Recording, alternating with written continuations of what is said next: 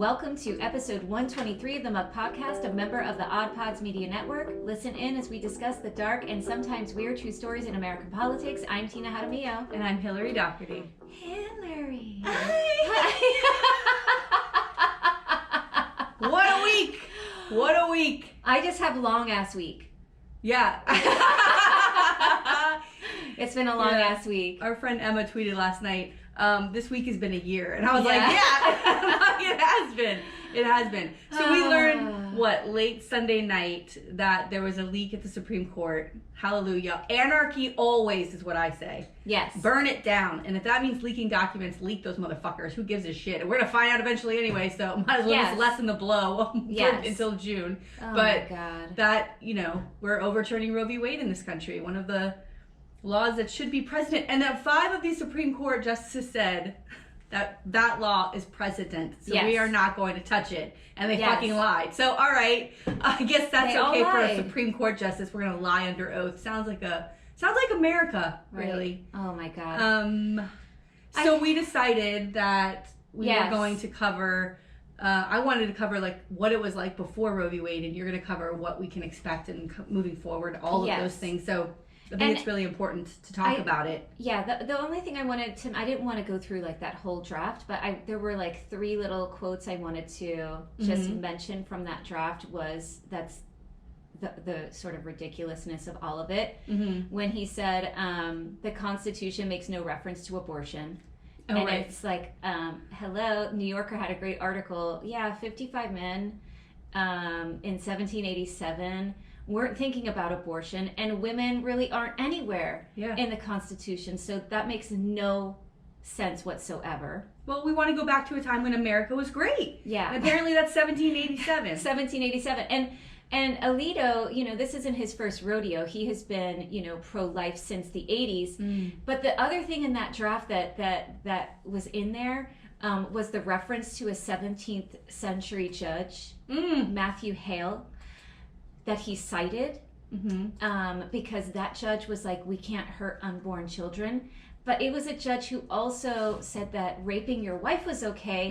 And he's also a judge who persecuted and condemned women as witches and had them killed. So I don't know if that's the best person to be referencing in this draft. It's insane.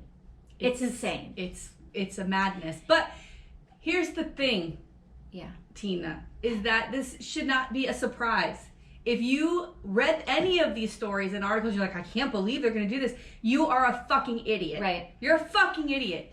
And what's really pissing me off is that this has been coming for 30 years. Now, Democrats have had power multiple times, all the power, including a Supreme Court.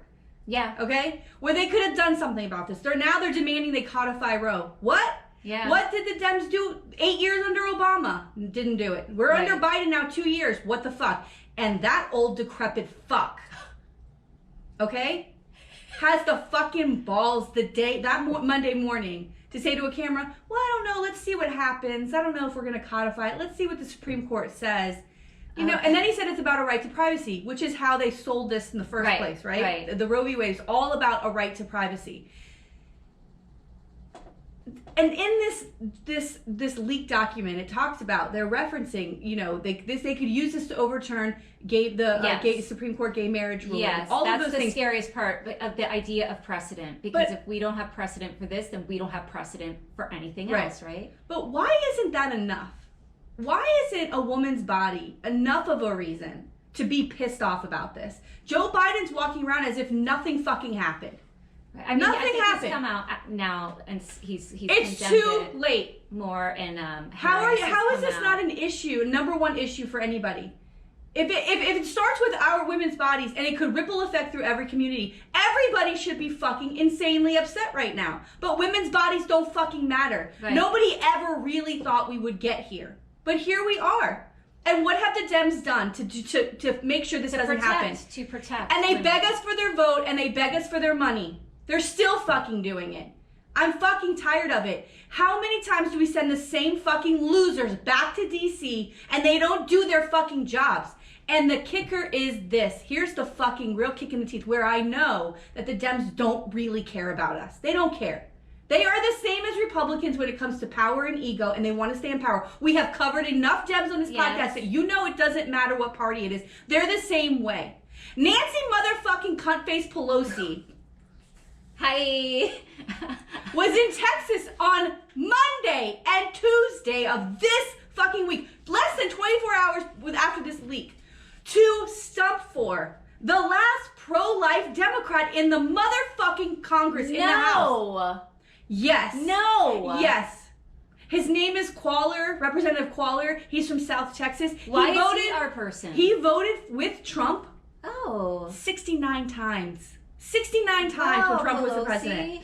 Pelosi's down there. This guy is pro-life. Not only that, Clymer, I guess the other guy's name is Clymer. He's another one of these top guys in the Democratic Party. He's down there stumping for this guy. He's now running. This guy's running against a girl named Jessica Cisneros. She's the second time she's run against him. She's progressive. She's young. She's Latina. She's a lawyer. She is like the future of this party. And they're dumping. What are they doing? They're dumping hundreds of millions of dollars into this Rep Qualler's fucking seat to keep him in the House. Nancy Pelosi flew her fucking old wrinkly ass down to fucking Texas to keep this guy in the House. He's pro-motherfucking life. And they all get the same money from the same corporations. That's what's happening. They don't care about us. So fuck the Democratic Party. Fuck you. I gotta tell you what's gonna happen. And I'm glad our EP is here right now. Hi. I am going to change my party affiliation when I can. When I'm allowed to, I'm going to change it. I'm no longer going to be a part of this party. They don't care about us. And until we start understanding that it is the people versus Republicans and Democrats, the government, that's who they are. We've given them power time and time again, and they've chosen to do nothing with it. And now I don't have rights because you're fucking losers and can't get your job done.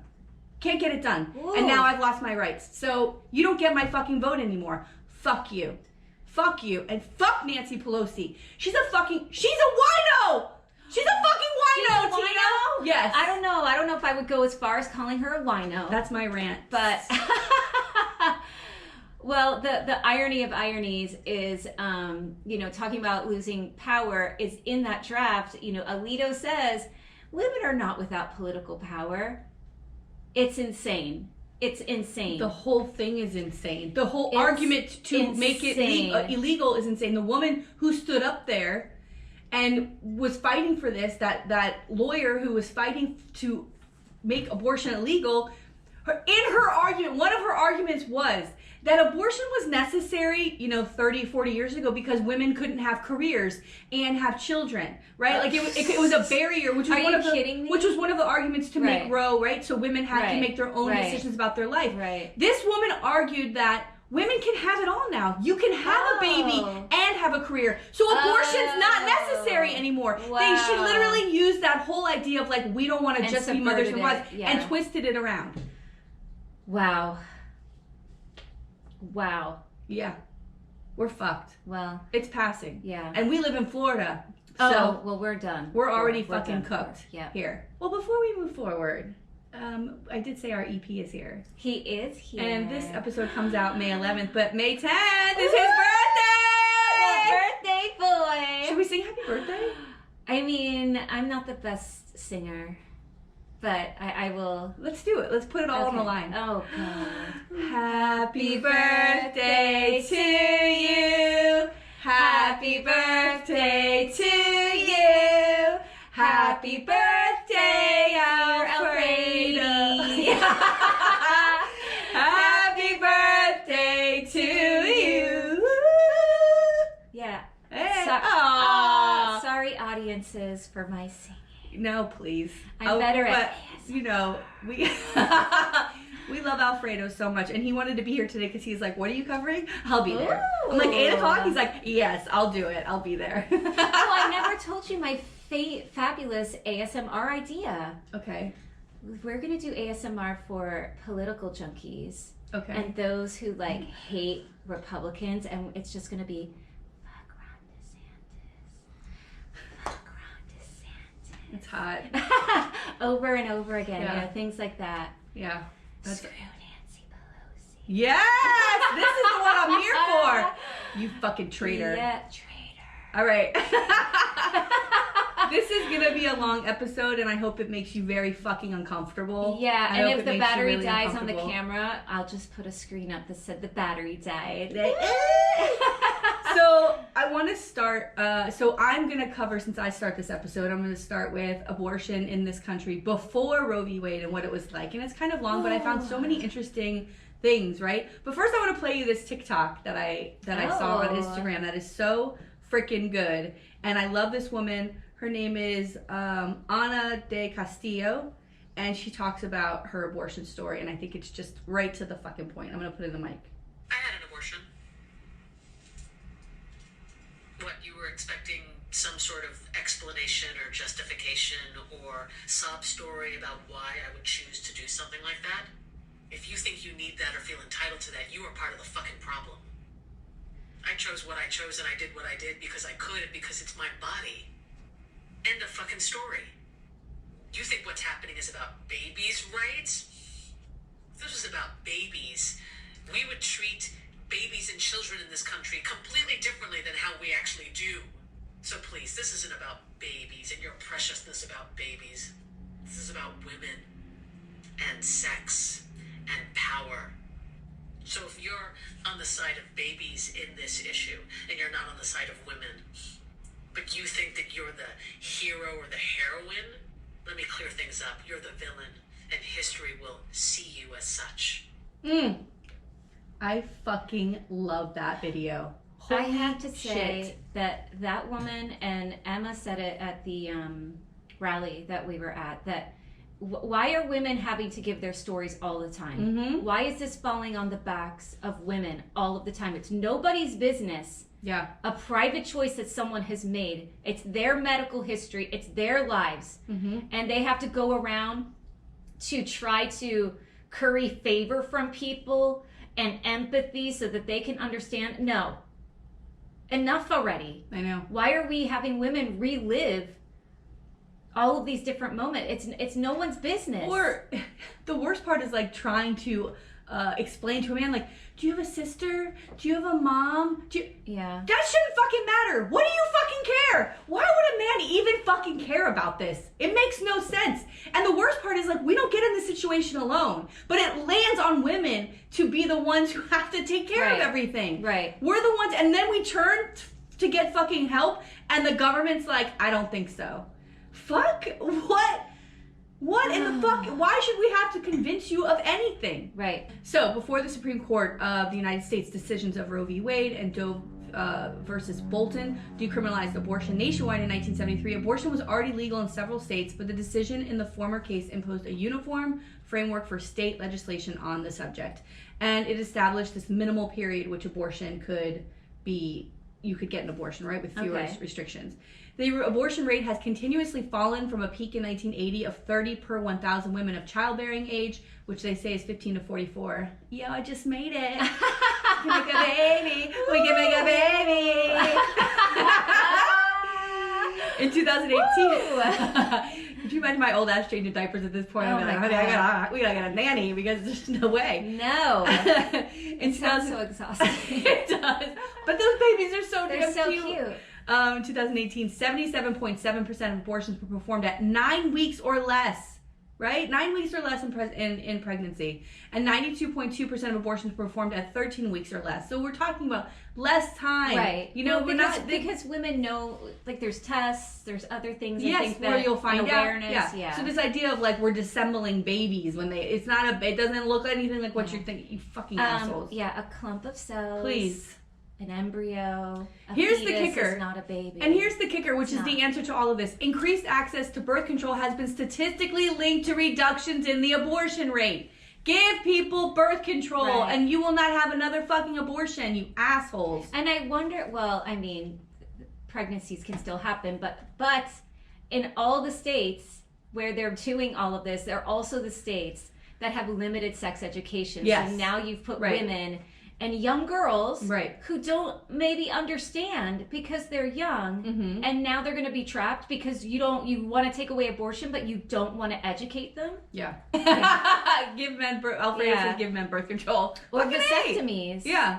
They're reversible. Support for abortion gradually increased in the U.S. after the Roe v. Wade ruling, and according to a Pew Research, as of March 2022, 61% of Americans believe that abortion should be legal with no exceptions. Right. 61%! Because we're living in the modern era. Yeah, and people are not tied to their religion as much anymore. You know what I mean? Like, all of these things kind of moved in the same waves. Yeah.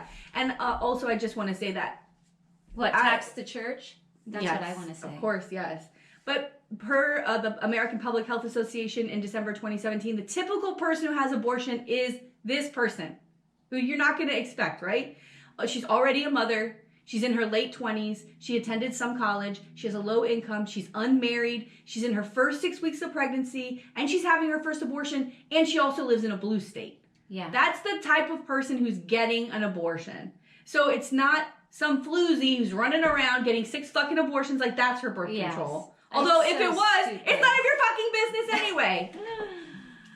So, the abortion debate most commonly relates to the induced abortion of an embryo or fetus at some point in a pregnancy, which also is what's used in the legal sense of it. So, rise of anti-abortion legislation. When the United States became independent, most states applied English common law to abortion, and this meant it was not permitted after quickening or the start of fetal movements. Right? This is a thing.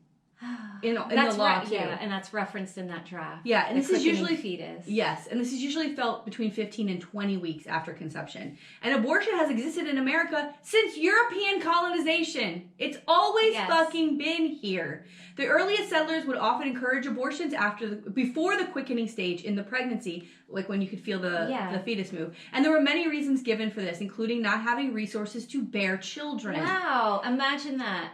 By the late 1800s, states began to make abortions illegal, and one reason given for the legislation was that abortions had been performed with dangerous methods and were often surgical. Okay, so they're stopping them because of the harm it could cause the woman, right? Not because this is a baby that we're saving. So that's a completely different thing. Right. And because of this, many states decided to forbid abortions. As technology advanced and abortion methods improved, abortions still remained illegal. Women would resort to illegal, unsafe methods, also known as back alley abortions, and various anti-abortion statutes that codified or expanded common law began to appear in the United States in the 1820s. Wow. A Connecticut law targeted apothecaries who sold poisons to women for purposes of inducing an abortion.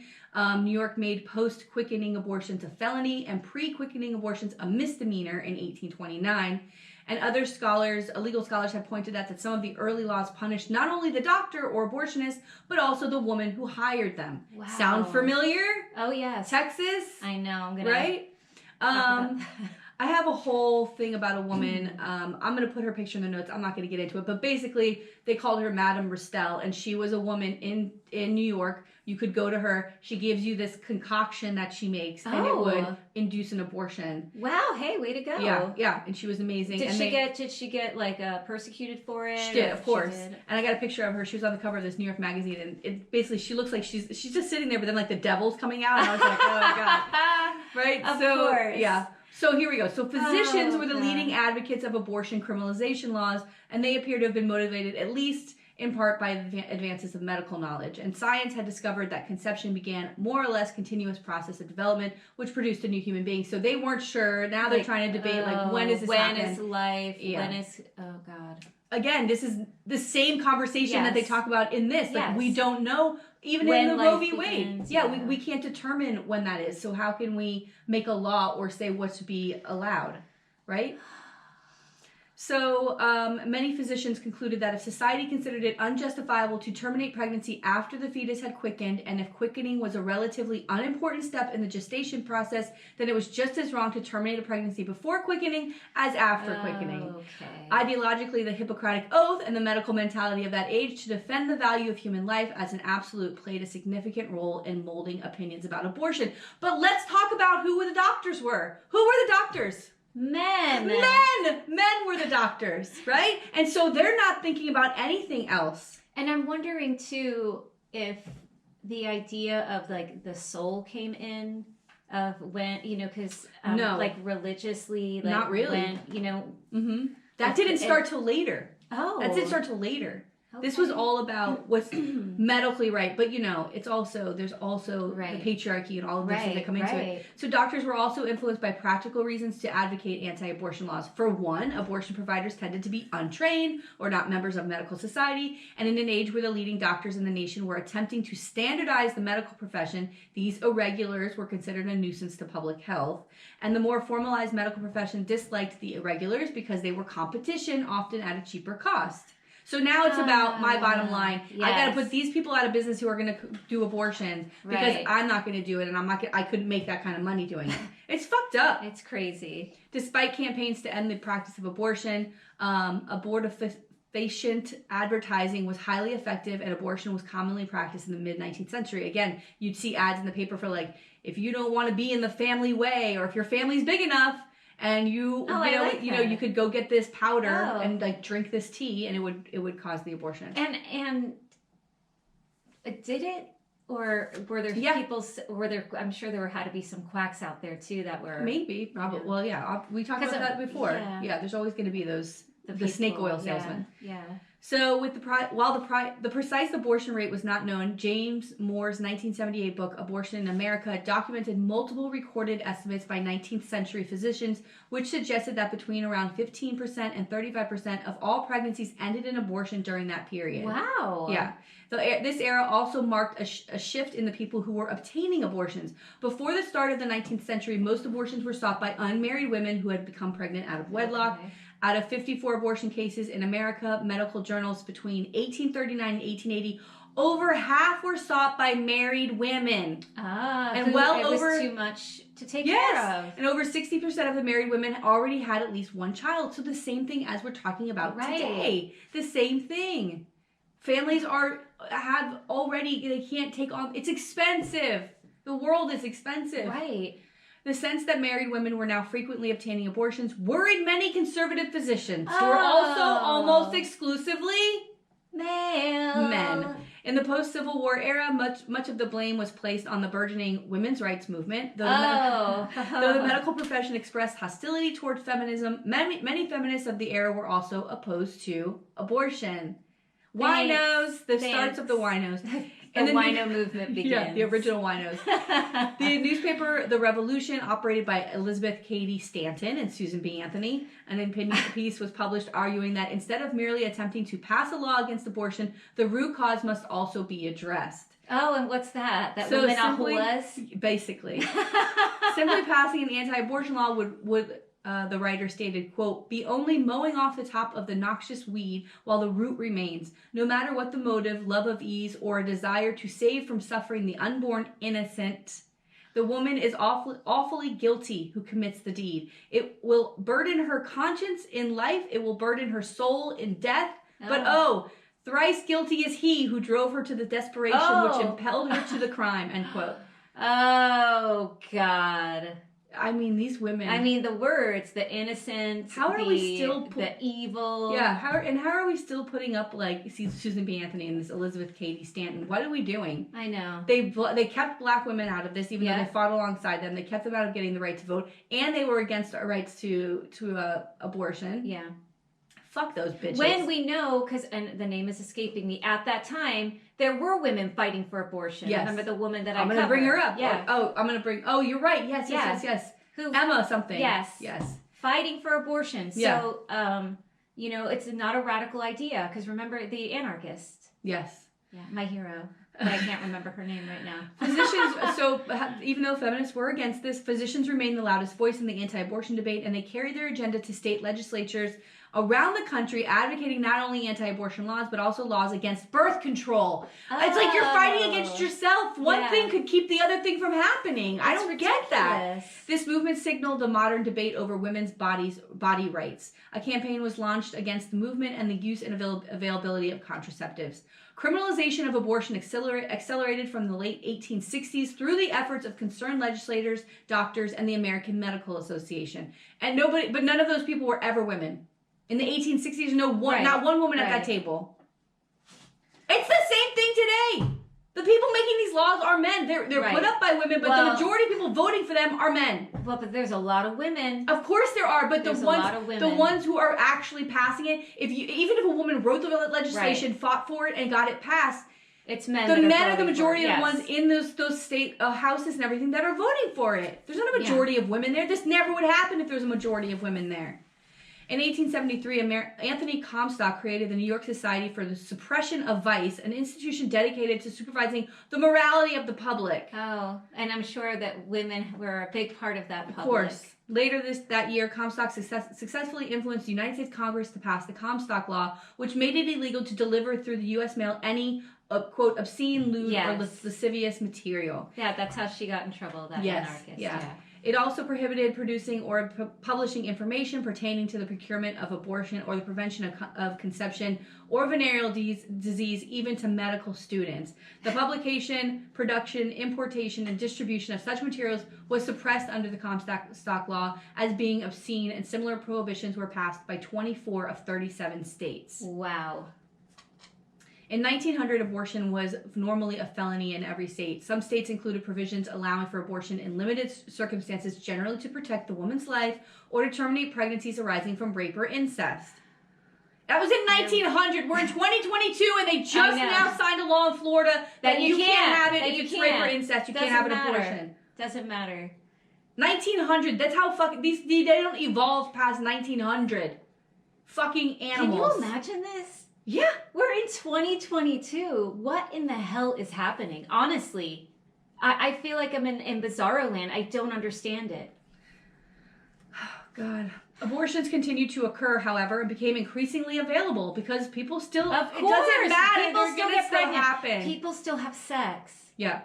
The American Birth Control League was founded by Margaret Sanger in 1921, and it became Planned Parenthood, a Federation of America in 1942. And of course, like we mentioned on episode 100, I covered Margaret Sanger. She's no fucking hero. No. She was for forced sterilization of black women in this country. She's a fucking asshole. Another fucking wino. So fuck Margaret Sanger, but also like, hi, Planned Parenthood.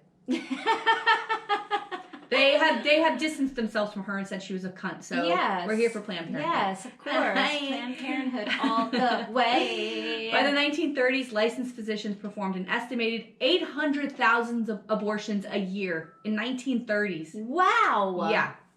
So let's talk a little bit about unsafe abortion. So an unsafe abortion is the termination of a pregnancy by people lacking the necessary skills or in an environment lacking minimal medical standards, or both, right? Okay. So an unsafe abortion is a life-threatening procedure. Right, because it can lead to infection.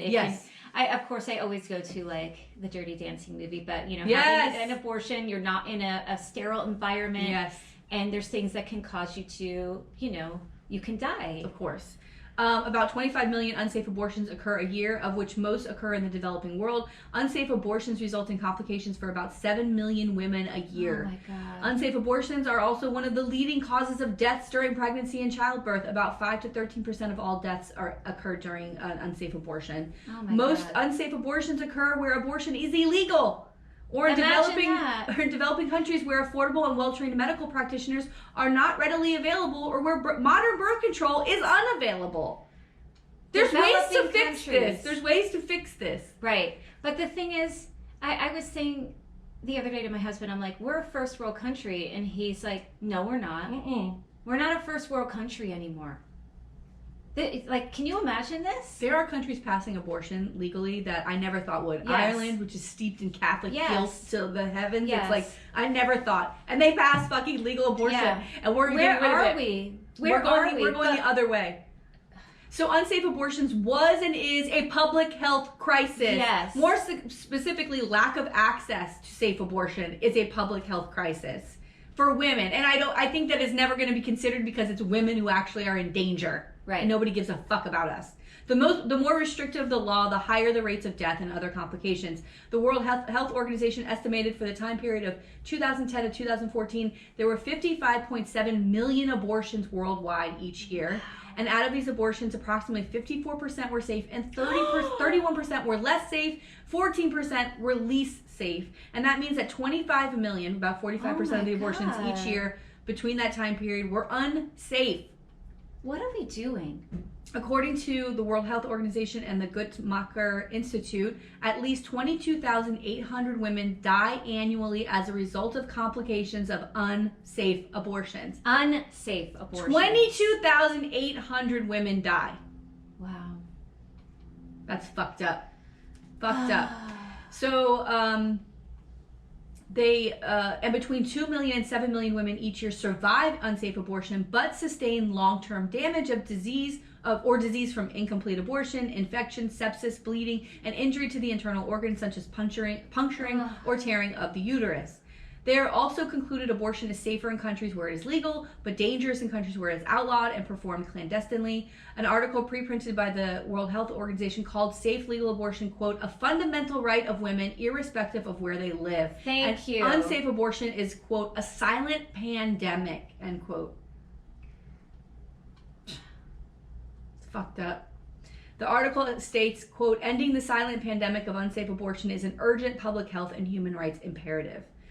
Can you imagine that we have to have like sanctuary states in America that we have to send women to, and the women who are impacted are going to be those most marginalized, those who don't have money to go somewhere and get on a plane and leave work and leave their kids? Like, what are they doing? Yeah.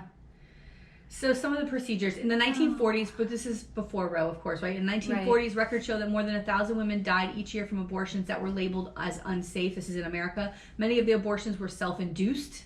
Unsafe abortion practices were such a concern in the United States that nearly every large hospital had some type of, quote, septic abortion ward, end quote, that was responsible for dealing with the complications that accompanied an incomplete abortion. Oh my God. So when you say self-induced, like what were some things that women... I'm gonna tell you. Okay. So in the 1960s, the National Opinion Research Center found that hundreds of women were attempting to self-abort with coat hangers, knitting needles, and ballpoint pens, and by swallowing toxic chemicals like bleach and laundry detergent.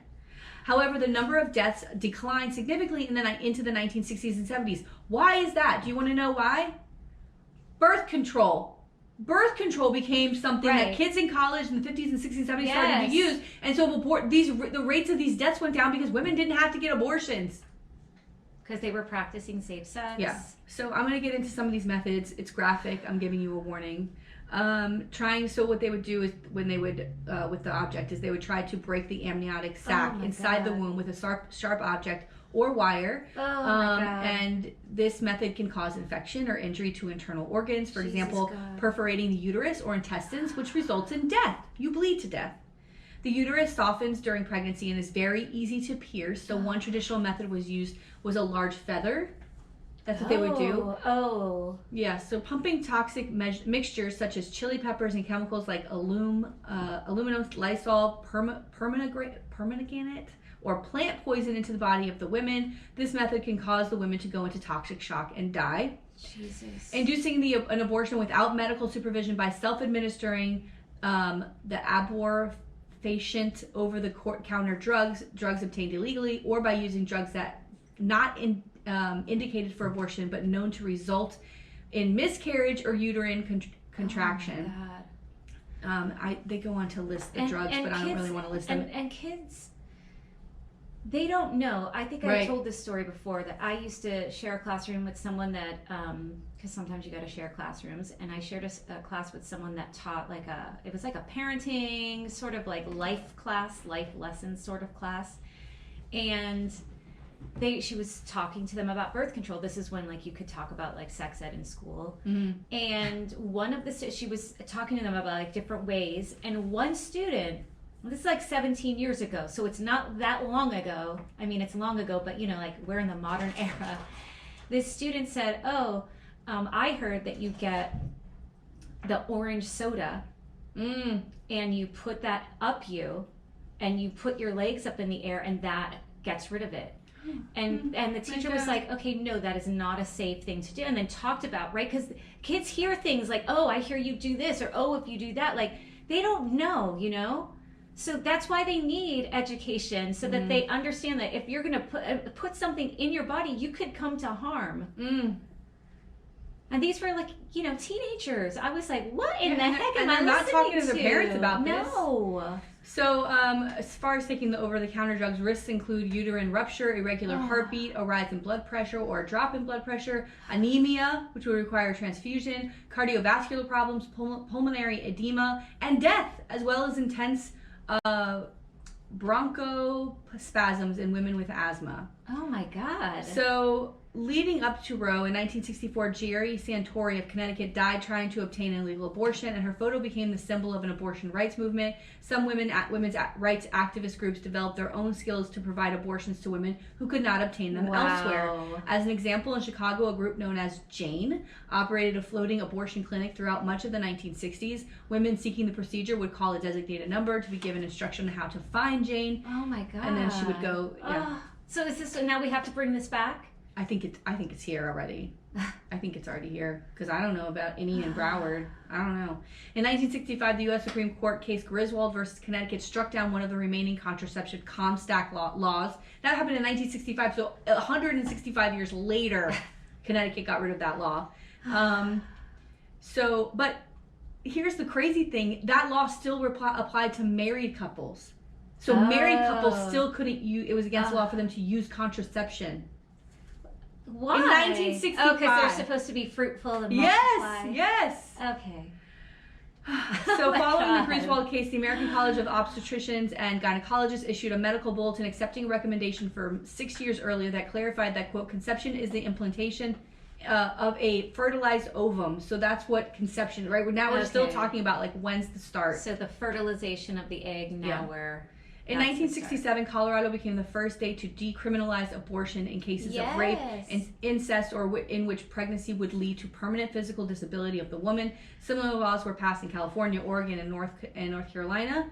In 1970, Hawaii became the first state to legalize abortions on the request of the woman, and New York repeated its 1830 law and allowed abortions, or repealed it, and allowed abortions to up to the 24th week of pregnancy. Similar laws were soon passed in Alaska and Washington. In 1970, Washington held a referendum on legalizing early pregnancy abortions, becoming the first state to legalize abortion through a vote of the people. And at this time, I believe that it was not such a bipartisan issue. There were Republicans voting on this. Yeah.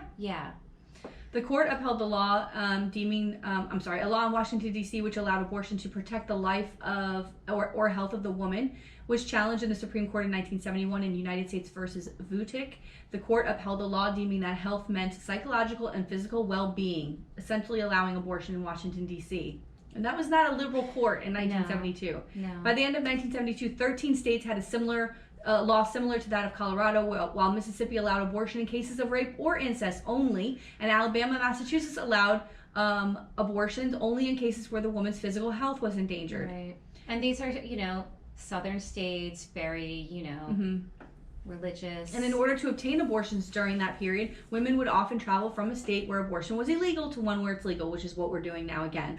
The legal position prior to Roe v. Wade was that abortion was illegal in 30 states and legal under certain circumstances in 20 states. In the late 1960s, a number of organizations were formed to mobilize opinion both against and for the legalization of abortion. Okay. So on January 22nd, 1973, the Supreme Court in Roe v. Wade invalidated all of the state laws and set guidelines for the availability of abortion. Roe established that the right of privacy of a woman to obtain an abortion, quote, must be considered against important state interests and regulation, end quote. Roe established the end of the first trimester as the threshold for state interests, such that states were prohibited from banning abortion in the first trimester, but allowed to impose increasing restrictions or outright bans later in pregnancy.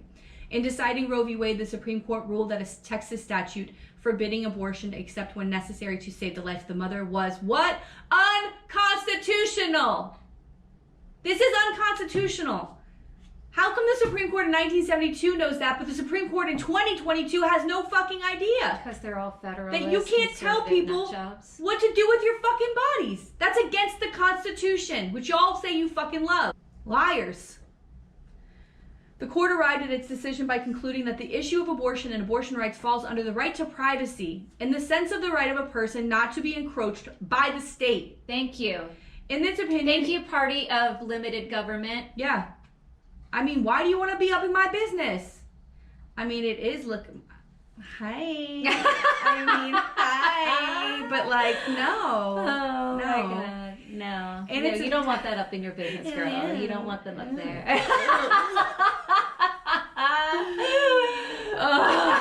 Just imagine like a Chipple marker trying to climb on top of you. Oh, no. Ew. Fuck you, Chipple. Oh, by the way, fuck you, Chipple marker. In its opinion, it listed several landmark cases that it wouldn't take him long because he's so little. He climbs a tree like this. His little Vienna sausage fingers gets up there. It's a little to the left. The clit's a little to the left. Chip, you're off. Oh, is this funny? No? Is it funny? Okay.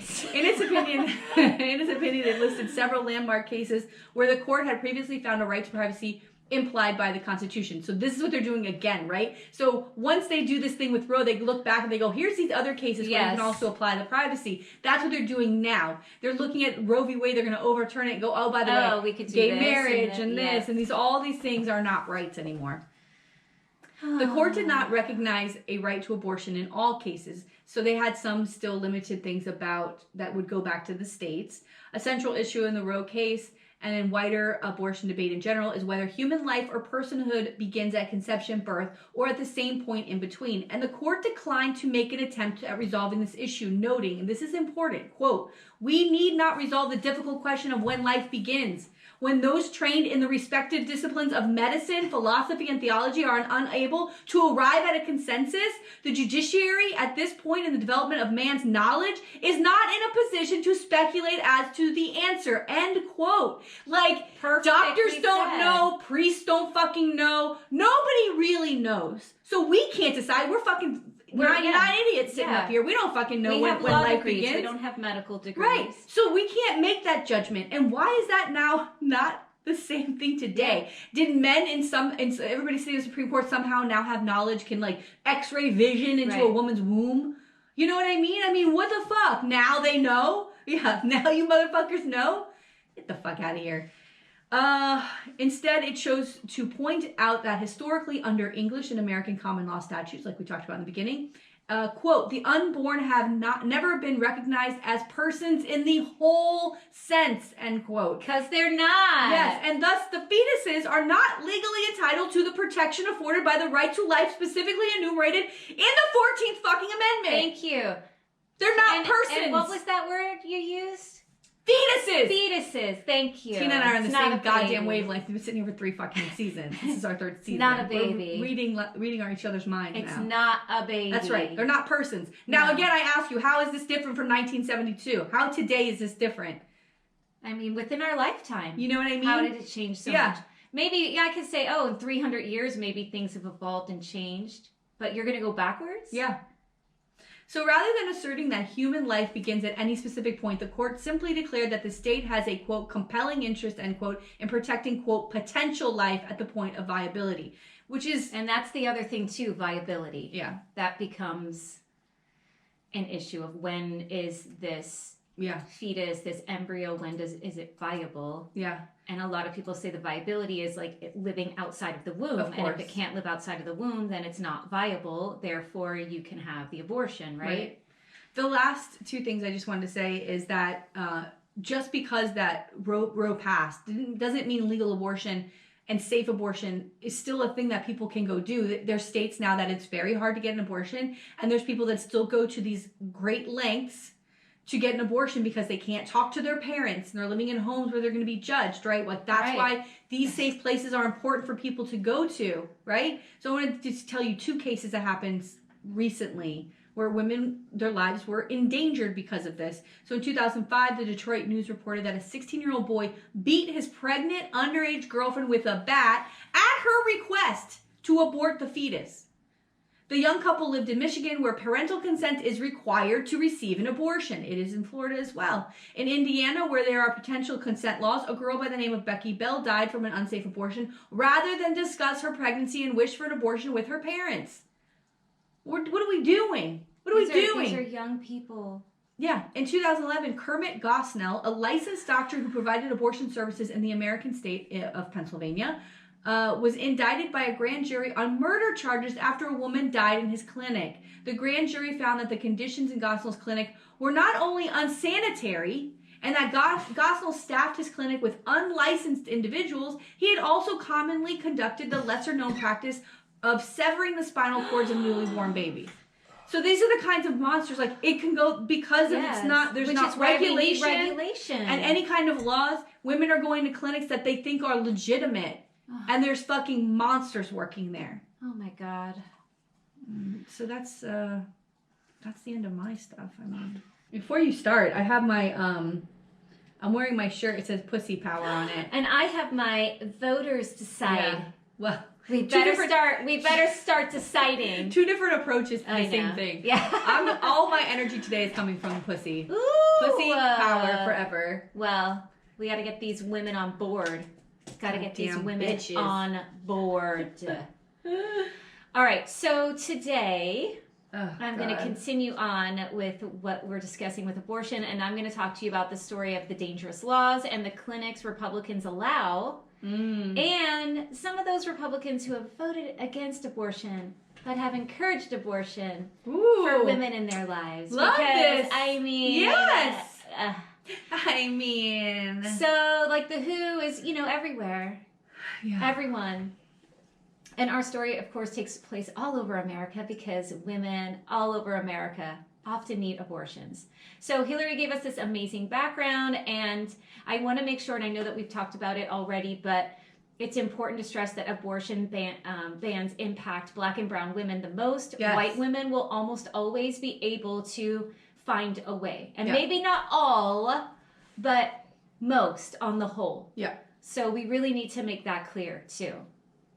And Kathy Torres, organizing manager for Frontera Fund, told PBS News, quote, "Abortion restrictions are racist. They directly impact people of color, Black, brown, indigenous people who are trying to make ends meet." And executive director of the Alabama-based Yellowhammer Fund, Lori Bertrand Roberts, explained that women of color in these states tend to be more restrictive, often have less access to health care, little birth control options, hardly any sex ed in schools, like you said. And again, when abortions are banned, these women who already suffer financially can't take time from work to travel. So we talked all of that, right? But, they'll throw her in jail. Right. Or they'll complain if she needs government support. Right. Right. The hypocrisy of the GOP is disgusting. All right. So the other thing I wanted to mention, before we kind of run into this, is the leaked document. And there's a lot of people, on the Republican side, they're like, the Democrats leaked this and they're violating the privacy of the court and the hypocrisy of that. But others are saying, no, it was probably deliberately leaked by a Republican because now it's going to be hard for them to walk away from what the draft has said. Oh. Right? And that's a deliberate move to keep kind of force, this is what it is. It's already been. Wow. How did they backpedal? So who knows? But let's look at how we wound up with this, where we are now with this draft. Please. So I'm going to kind of just look at recent history, and just because, Roe was passed, it still has been in danger the entire time. Yeah. You know what I wanted to mention too is that, everybody adores Ruth Bader Ginsburg, but what Ruth Bader Ginsburg said about Roe v. Wade is that it should never have been passed in the Supreme Court, that it always should have been a state legislative issue, because what has happened, and what she said would happen, is that it's going to be picked apart state by state by state, and that's what they've done. They've chipped away at it so much in each state that once this passed, if Roe v. Wade gets overturned, I think it's 13 states immediately abortion is illegal. Yes. And what they've done is they just made it, how they chipped away is just making it more and more difficult for women by changing the gestation period, by changing all of those things. The funding, closing off funding to these clinics. So, I didn't go all the way back, but I do feel like the election of Ronald Reagan, and I would love to cover this, Ronald Reagan and his tie to the evangelical churches. That tie is what I feel like has been really the downfall of our country, is these evangelical nut jobs who are standing at the pulpit in their tents in the South, taking money from people that's untaxed and screaming about abortion and laws and politicians that people should be electing. And I feel like the second that any politician's name or political issue comes out of the mouth of some preacher, that they should be fined, or that church now should have to be taxed, because there's a separation of church and state, and that has not been happening since Reagan. Yeah, and they have so much political pull, and so much money. They do. And they are destroying their crazy religious beliefs. Their fundamentalist, extremist religious beliefs are destroying our country. It's destroying 100% agree. 100%. And it's not the worst part is this. This is not the majority opinion of Americans. No. Aren't even No. crazy evangelicals. No. So how did we get here, right? Because they they made these pacts with the devil. They are the devil. But that popular vote, putting presidents in there for the popular, these presidents, Trump didn't win a popular vote. He wasn't Right. elected by the majority of people in this let's country. get rid of the but yet he Electoral College. fucking put up 3 fucking Supreme Court Yes, justices. 3. God. All right. Okay, so I'm going to just start around 2009, and this was someone that we've covered that I believe you talked about, the murder of Dr. George Tiller. And this kind of sort of starts the ball rolling in recent times, 2009. The killer was part of an extreme and violent anti-abortion group called Operation Rescue. And Operation Rescue, this is in 2009, they promote really dangerous ideology when it comes to abortion and what they consider life and what they consider should be punishment for those who work to give abortions or women who have abortions. And in 2010, so what happens in that year, we know with like the whole Tea Party movement, is a slew of anti-abortion politicians get elected. And how does that happen? Through gerrymandering, purging voter rolls, shady practices to maintain power. Then in 2011, so now we have these slew of electeds in there. So now the next year in 2011, Planned Parenthood starts to get defunded, beginning with Wisconsin Governor Scott Walker. Oh, this fucking guy. And, I saw a picture of him the other day. He's so I'm like, disgusting. Still. And when Planned Parenthood gets defunded, it's not just abortion that is in jeopardy, right? STD, STI testing, cancer screenings. Yep. Basic reproductive health care for women is jeopardized. But they don't care about that, right? They don't care about providing access to women who have no money to be able to get health care and get their annual checkups, which are important. I'm sorry, I'm so like... Well, that saved your life, an annual checkup. It saved my life. Your fucking life. Saved my life. And we both use Planned Parenthood on our youth. We've talked about it all the time. That's where women can get access to cheap and affordable birth control. So that they're not having the abortions that you hate for them to have so much. It's just not, it's more about that control and sex. That's what it's about, because if they act, like we said, if they actually cared, they'd give us the birth control. Yeah. But it's they not, don't want to do that. No abortion, no birth control. That's about control. They want to regulate us. They want to regulate other human beings. I'm so sorry that we want to fuck. I'm so sorry that we fall in love or meet someone randomly and want to have sex. Guess what? They want to have sex too. Yeah. They do. And don't act like you don't fucking do that. You guys are all known for being fucking assholes. You're up there doing God knows what the fuck you're doing. Fuck you. You know what? I know. Let's keep going. In 2012, we also have what's known as trap laws. These are laws that make it hard for abortion providers to provide abortions. And this is coming from Planned Parenthood. Trap laws involve mandating the width of hallways. Right. Complex HVAC, like AC systems, down to the inch dimensions for operating rooms, specifications for outfitting janitors' closets.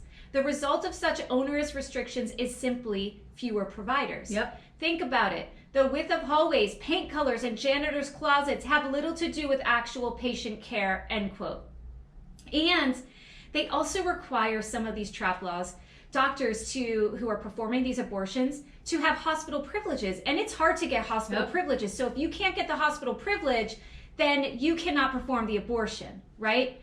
And because abortions are so safe that they're really, it is the rarest of circumstances that something goes awry during an abortion that they would have to immediately be brought to a hospital or something like that.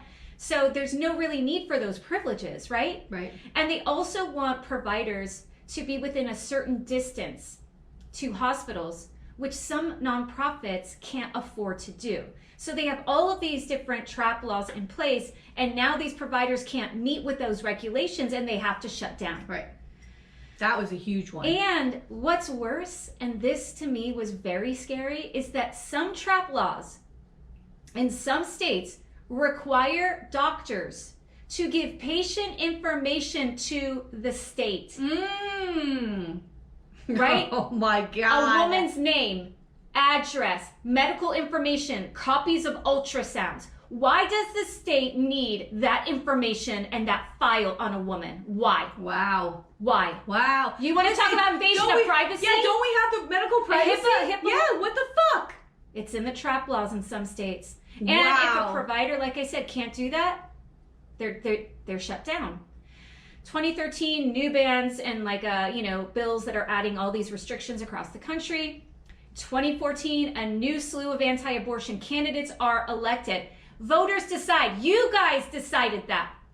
You guys voted, or your failure to vote Oop. because you're sitting That. on a couch, you're having your latte, That part. you're like, oh yeah, I don't do politics. Well, guess what? Now we're all screwed They're all... because of your fucking lazy ass. Yeah, they're crooks. Oh my Politicians god, are crooks. I don't have time. What do you mean I can't have an abortion? Oh my god. What happened? What happened? Wake the fuck wake up! up. Wake the fuck Give me up! a break. You motherfuckers.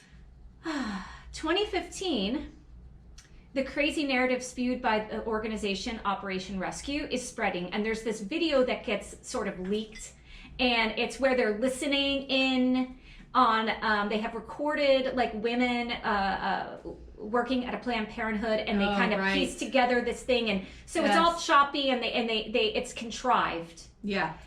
And they start saying that the providers of Planned Parenthood are doing these abortions because they want to sell fetal tissue, which is not true. Now, some providers do help women donate tissue to research, like many providers do, because there's stem cell research, and there's many things actually And what do we use the research that can for? be helpful That's right. to progress medically, Hello. to help cure diseases. That's right. Vaccines. Vaccines. The COVID-19 vaccine is made from fetal cells from an abortion 30 years ago. They're using the same stem cells from the same abortion from 30 fucking years ago to create vaccines, including the one that's pumping through my fucking body right now. Save me from any kind of infection. Thank you. Thank you. Lessen the infection. But what the fuck?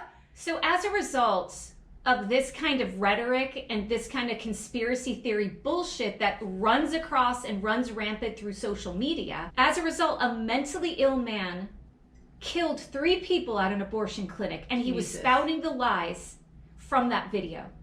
So when you are putting this out there because you want to play political football with an ideology that you really don't believe in and you just want to maintain your elected seat, people are dying because there's idiots out there who believe you. Then, of course, Congress decides to start an investigation on Planned Parenthood, and more restrictions get enacted.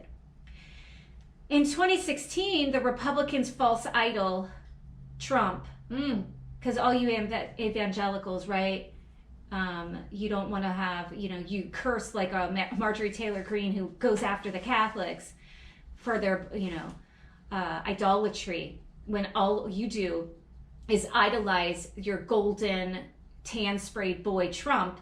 While he was a candidate, he met with one of the leaders of Operation Rescue. What? A man who wants to legalize killing doctors who perform abortions, Troy Newman. And he went to talk to him about abortion, and he promises to only nominate judges who will overturn Roe v. Wade. This is when Trump was a candidate. This was out in the news, but people still voted for him, and people still chose to sit out because they didn't like Hillary. I didn't like Hillary either. Yeah.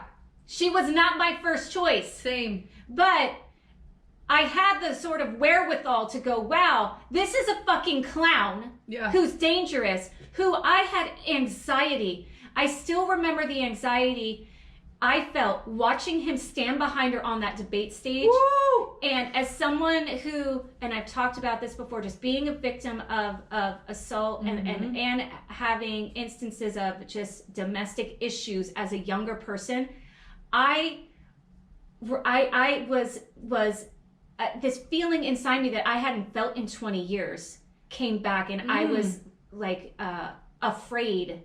Yeah. You know, it was like I was reliving things, and I said, this guy is a monster. This guy is an abuser, and this is who we're going to put up. To know how he could physically intimidate a woman on a national, It's global stage, yeah. really. I mean, it's disgusting. Yeah. Tina. So, and here's, you know, he said it out loud. He said it out loud. Just like he said he could shoot somebody and get elected, and he did. This is what America chose. All right, so I'm gonna, you know, I was gonna rant about how this is all on you, but it's all on everyone who did nothing. Yeah. All right, so, all right, 2016, Obama gets his Supreme Court pick, Merrick Garland, stolen from him by turkey neck McConnell. Yeah. Wisconsin, Gobble, yeah. bitch. Also in 2016, Wisconsin abortion clinic shuts down due to Governor Walker. 2016, also we have more abortion restrictions enacted across the country. 2017, Trump enacts a global gag rule. According to Gut Matcher, so we were on the same site, the gag rule, quote, prevents foreign non-governmental organizations, NGOs, from using their own non-U.S. funds to provide abortion services, information counseling, referrals, or advocacy. What? Rather than serving public health, this policy curtails access to essential clinical services and strips healthcare providers of the ability to engage openly with their patients. What? Yes. Holy shit, dude. Yes. 2017, Trump nominates Neil Gorsuch to SCOTUS. This 2017, more abortion restrictions are enacted. 2018, Brett Kavanaugh nominated to SCOTUS. 2018, more abortion restrictions are enacted. 2019, Trump and his little, you know, DuBois Pence enact the Title X gag rule. According to Guttmacher's site, Title X is the nation's public family planning program, serving millions of patients who seek birth control services, STI testing and treatment, and related preventative care.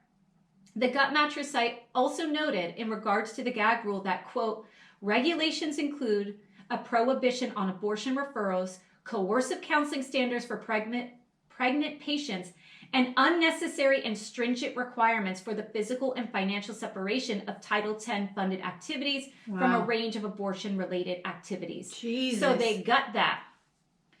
2019, more restrictions, more bullshit, and dangerous rhetoric spewed by Trump. 2020, more abortion restrictions. 2021, the most hostile laws in history that continue through this year, the Texas 6-week abortion ban, the Mississippi 15-week ban that SCOTUS is dealing with, and of course we have the leaked draft. So I want to talk about a couple of the restrictive bills on that timeline, because I mean we can't go through every single bill because it's so many. It's like 40 bills this year, 50 bills this year, you know, like all of these things. There are thousands of laws. Insane. There are thousands and thousands of laws across this country that regulate women's body, and there is not one regulating a man's body. Please. Why is that? That's a question that I'd love to have answered. How come there's thousands upon thousands of laws that say what women can and can't do with their bodies, but not one for a man? Wake up! Wake up! Come on, dude! And how the fuck is that equality? How's that fair? It's ridiculous. So I want to talk about this because this is going to come back. Mark my words. This is going to come back. Mark my words. In 2019, The Guardian reported that in the state of Texas, Rep. Tony Tinderholt, Republican from Arlington, wanted to push for the jailing and execution of women who have abortions. In 2019, he also put it forward in 2017, but he put it forward in 2019, and he's not going to stop. No. Somebody else will pick it up even if he does. So he stated, quote, if you murder a pregnant woman, you get charged twice. So I'm not specifically criminalizing women. What I'm doing is equalizing the law, end quote. So he put forward the bill. It was House Bill 896, which would make women criminally liable if they had an abortion with the possibility of the death penalty, as reported by the Texas Tribune. The death penalty. This is what we're doing. We're going to have women jailed across America.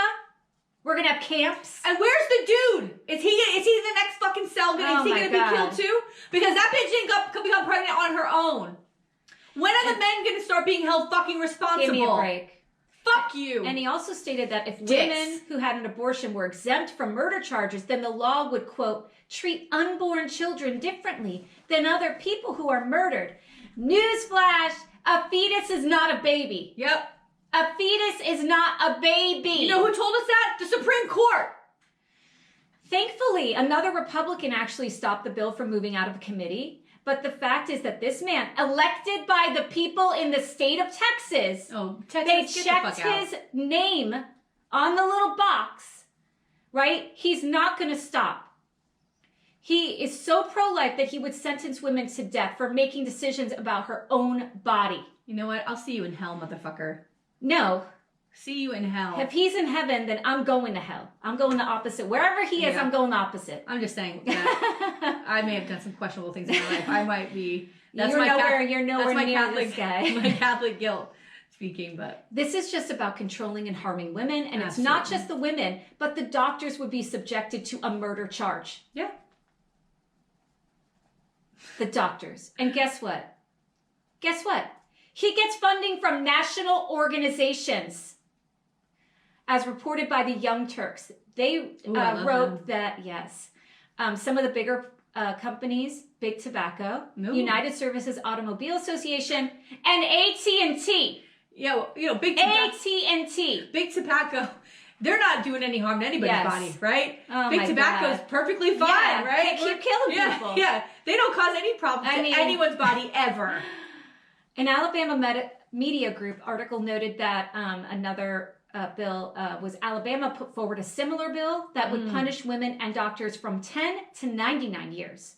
The bill ended up passing with the doctors the one facing criminality. Wow. But there's an injunction that was put on it, and they're waiting for SCOTUS. So now we're going to be jailing doctors in Alabama. Yeah. So what person going to med school in his right mind would want to do anything with reproductive health care? Right. What's going to happen when we have no doctors that will screen for fucking cancer, that will help women in other ways because they're afraid of what repercussion they may face? If a woman is hemorrhaging and having a miscarriage and now he's guilty, right? Absolutely. Oh my God. Risk their financial status. Oh my God. Or, being in jail or not. Why would anybody want to risk that? And there's plenty of doctors who do that. But the safe and medically licensed number goes down as the more these fucking laws go up, and women are then put in danger. And it was like you said when you were talking that the rep that put that bill up in Alabama is a woman, Rep Terry Collins. Yeah, because she's doing God's work. Yeah, and there's a great line in. I watched The Crucible with my son because I was like, this is like. And I always try to parallel it. It was McCarthyism, but I'm like, modern day witch hunts happen all the time. And John Proctor says, God's not whispering in my ear. He's never whispered in my ear. Why is he whispering in your ear? You're the only one that can hear God? Please. Oh my God. Tina. I'm sorry. I'm like so upset. No, yeah. But like you said, it's the woman who puts these bills forward, but it was the 25 white Republican males who voted for it. Yeah. As brilliantly strategic as they've been the last 30 years to get rid of this, they've been brilliant. Yeah. They know what they're doing. And McConnell isn't stupid. No. All he wanted was judge seats. And not only SCOTUS. We've talked about it before. Trump filled hundreds of judge seats across the country, while the Democrats, what did they do? Jerked off in the corner and cried about how they cried about how bad Trump is and how they're the good guys, which got us nowhere. You do nothing. You do nothing, you fucking losers. Fuck you. You know, here's the thing. It's not like, hey, you lose a basketball game and hey, you'll go get them next time. You motherfuckers lose and we lose our rights. You fucking lose and we lose. You can't even get the Voting Rights Act passed in the Senate. You're fucking losers. I mean, come on. Losers. All right, I'm fucking done with it. I'm done with you. So if Roe v. Wade is officially overturned, and you mentioned it, there are 26 states that could ban abortions as reported by CNN. Of those 26, 13 of them have what are called trigger laws that will go into effect immediately to ban abortion. Yep. States like North and South Dakota, Wyoming, Idaho, Utah, Texas, Oklahoma, Missouri, Louisiana, Arkansas, Mississippi, Tennessee, Kentucky. 9 states have pre-Roe laws that are still on the books. So if Roe v. Wade gets lifted, they would automatically go back into effect. States like Michigan, Wisconsin, West Virginia, Alabama, some of these are repeat states, Mississippi, Arkansas, Oklahoma, Texas, Arizona. 17 have extremely restrictive laws or bans that could go in effect if Roe v. Wade is gone. A lot of those same states are on there, but then we'll add Utah, Ohio, Louisiana, and 4 states that will likely ban if Roe is abolished. Florida, of course, absolutely, being one of them, absolutely, along with Montana, Indiana, and Nebraska. 26 states, half of the United States of America, could restrict the rights of women who make up more than half of this country. That's where we're at. Half. I mean, it's time.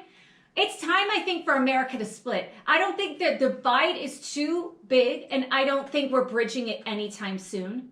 So we need to figure this out. Like, let's just go to war. We're gonna have to go to war. Well, I'm willing to go down for this. So what dangers do women face if Roe is overturned? For those who are pregnant and can't access abortion, they face death, like Hillary talked about, from pregnancy-related causes, which have been on the rise according to NBC News, and which also, again, impact women of color at a higher rate. Mm-hmm. Criminalization, which again will impact community of color more than white women. Mental health impacts. NBC News reported that a UK study revealed that the mental health of those who were denied abortion access had more adverse outcomes. They were affected more. Their mental health was impacted more when they were forced to have a child. And they did say that, yes, they did talk to women recently after having abortions, and they did experience sadness, guilt, anger. Of course. However, a few years later, they reported feeling neutral or positive about their choice. It's not the same with a forced birth. It's worse on their mental health and stability. I'm very glad that you brought that up, because here's the difference. When I got pregnant with my daughter, I knew my now ex-husband, but boyfriend at the time for 5 months when I got pregnant. 5 months I knew him.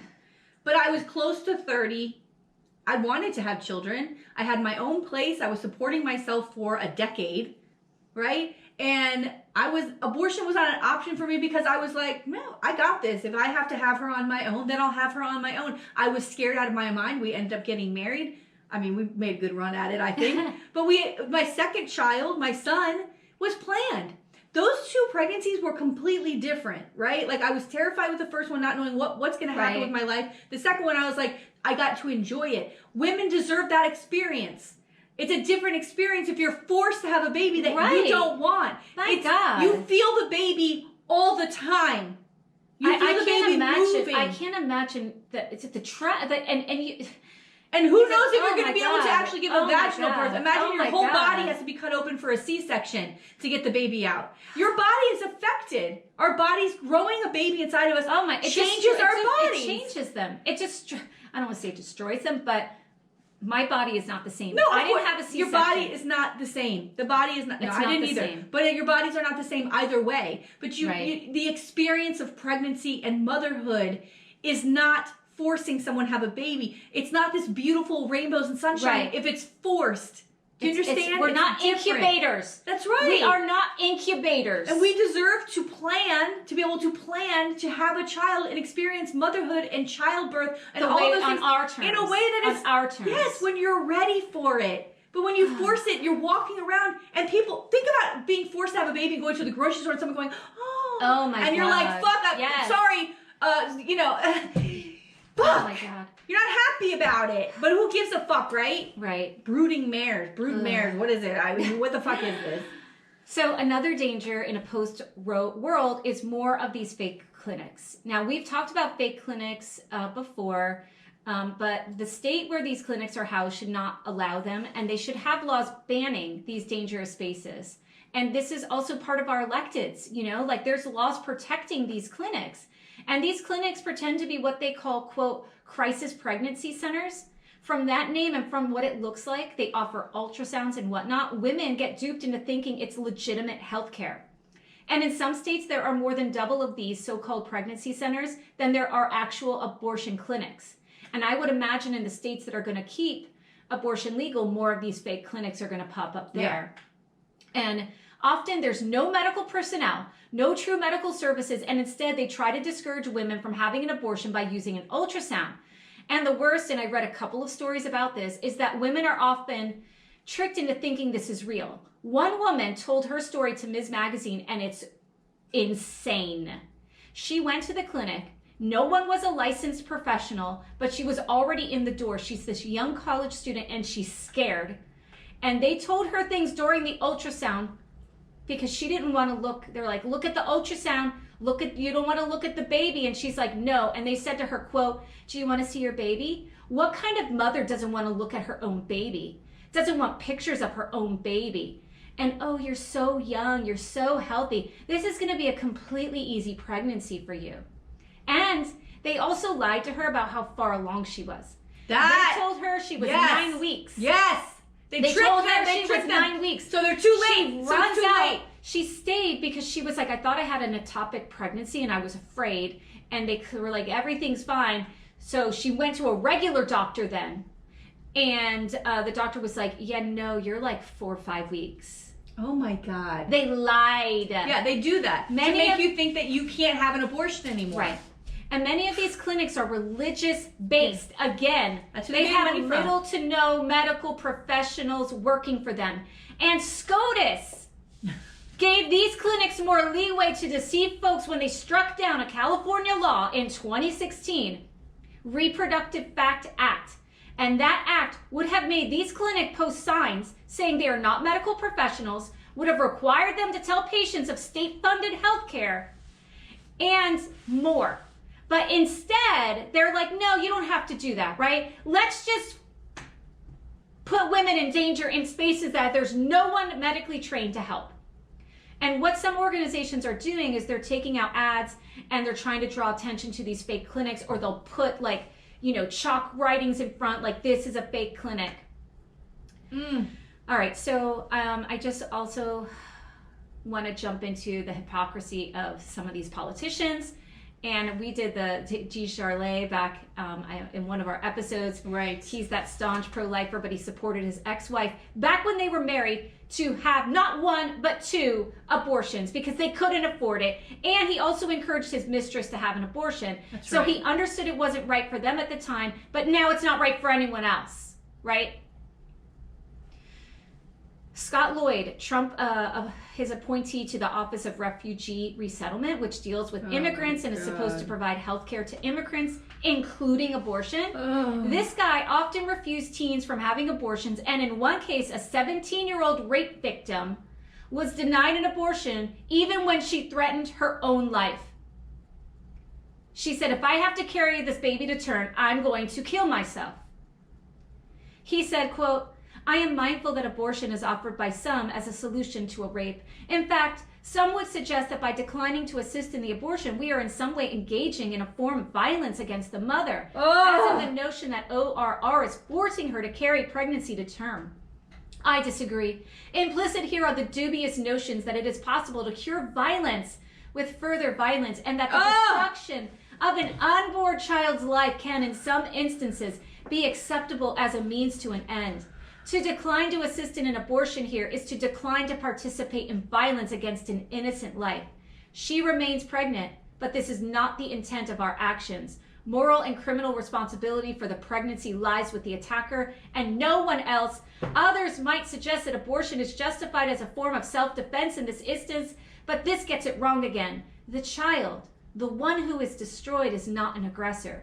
The aggressor, again, was the rapist. Well, where's he? Yeah. Did they hold him fucking accountable? But you motherfucker! But Mr. Lloyd, you had no problem driving your now ex-girlfriend from your youth to an abortion clinic and What? even help pay for it. What? So that was okay for you. What? And your non-raped girlfriend. Holy fuck! But everyone else can suck it. You Everyone else fucking can suck motherfucker! it. What's that fucking guy's name? His name was Lloyd. His first name was Scott Lloyd. Scott Holy Lloyd. shit! The devil Hi, himself. Scott. You fucking devil.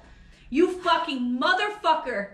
Do you see? Yes. Is anybody fucking paying Yeah. attention to this? It's such bullshit. Does anybody fucking hear this? Congressman Tim Murphy, outspoken pro-life, anti-abortion congressman out of Pennsylvania. He encouraged his lover to have an abortion after a scare, and one of the text messages read from her to him, quote, "And you have zero issue posting your pro-life stance all over the place when you had no issue asking me to abort our unborn child just last week when we thought that that was one of the options?" The best part of all this is that while the scandal was happening, Murphy was part of the pro-life caucus and voted to ban 20-week abortions. And allegedly he was like a horrible, like toxic, crazy boss and had like huge turnover and all of that. All right, so what can current electeds do on the federal level to protect abortion? Well, people talk about expanding SCOTUS. That I don't feel like that's never going to happen because then it's going to be, you're stacking the court. The liberals want to stack the court. Biden's not going to do it, but I guarantee codify the next Republican president Yeah. will. So what can we do? We can donate to abortion funds and organizations to help women get safe access to abortion. We can volunteer for pro-choice organizations or repro centers. Yes. We can vote for people who are pro-choice and will vow to protect a woman's right to choose. Yes. You can call your politicians, talk to your family and friends, talk to men. Yeah. We need men to come out and tell their abortion story. Yeah. Because a lot of times they talk to their partner, and maybe coming from a man, other men will listen and hear when they talk about why for their family an abortion was the right choice. Why don't they start sharing that? Because we need to normalize abortion, and we need to normalize men talking about their experiences as well with abortion and how they supported the women in their lives and how they felt this was a good choice for their families. Yeah. Because we don't hear that enough. And I know, like, I'm not trying to put men back in the forefront of everything, but in this issue, it's always falling on women. And men are part of the equation too. And if more men come out and say, no, I supported my girlfriend in this choice. I supported my partner in this choice. I supported the one night stand I had in this choice. I supported my wife, whatever it is, in this choice. And here's why. Then maybe other men will get a clue. Because I'm tired of men who are like, well, in rape, I get that, but if some woman's a hoe and she's just, that's it. Like, you're either a saint or you're a whore. I put up the RBG. And they can't imagine a woman in between. I put up this RBG graphic on our Instagram, and the very first comment was some bro, and he wrote, hoes are out here mad. Oh, yeah. Well, then I guess we're all hoes. Hoes are mad. Hoes are mad. That should be the title. Hoes are mad. You know what? I am fucking mad. We are mad. You know? Give me a break. More than anything, I'm mad that I can't live in a world where I can have sexual freedom and not looked at like a hoe. Right. I'm mad that I live in a world where I don't have anyone in the government who actually wants to protect my body or has the power to do so. I'm mad that this issue has never been a priority to any fucking person. I don't see anyone who's made this a priority. Anyone at least who could do something about it. And I'm mad that I have a 13-year-old daughter whose fucking shoulders is just gonna fall on. Yes. And if you don't think what have that we done? every second this week I've thought about her and what she's gonna have to now we live say through. it all the time. Like we're stripping women of rights. We're destroying the planet. We're making corporations king. Like, what are we doing? We don't owe you anything either. No. We owe you nothing. Women owe you nothing, including our womb. That's not up for rent. We owe you nothing. And you give us nothing. Right? Yeah, no, what do we have? We owe you nothing. Wait, not to mention, right, that you got to have these babies, give them up for adoption. We're already in an over-flooded foster care system. Nobody wants to adopt. Nobody wants to foster. Of course, I know some people. Oh, I know someone who adopted. Yes, I know there are some people. These people never adopt. These ones who are like, just adopt the baby out. How many have you adopted? None. Right? It's the other thing is, we don't want universal health care in this country. We don't want to even provide paid family leave. Yeah. So you want them to have the baby, but then they can't afford to take time off work. Because that 3 months, this is the thing. You don't get the 3 months. If you say there's a complication, and this has happened to people I know, where they have to be on bed rest. That comes out of your FMLA. Yeah. That comes out of your 3 months. The 12 weeks. I went back to work when my son was 4 weeks old. I was back at fucking work. 4 weeks old. It's not right. Fuck. It is not right. Couldn't afford to stay home for 3 months. We don't. There's no one to take care of women or these children that you so desperately want them to have. Yeah. All right. Well, that's our abortion episode. Oh my God. Please do something. I'm going to echo the words of, and I know that she said that she got it from somewhere else, but when I hear it, I only think of Nick Harris. We need your time, your testimony, your treasure, and your talent. Do something. Whoever's listening, do something. Donate to Planned Parenthood or whatever local org you want to. Volunteer. Go knock doors for a pro-choice candidate. Tell your story, or have a man in your life tell his story. But we have to start normalizing this, and we have to start putting it out there. It's too late. I don't know. No, it's too late. It's too late. This is over. At least, and so where are we going? Like where am I? All we can do to? is locally try to elect people in your area, because some states are going to be able to keep these laws and be okay. Florida is not going to be one of those places. Right. I mean, are we going to be starting and I read in one a magazine talking about like that there are abortion not providers, but people that are like an underground railroad for women. Right. This is what we're doing? Yeah. I think that's been around for a long time now. Yeah, and I know that Florida, believe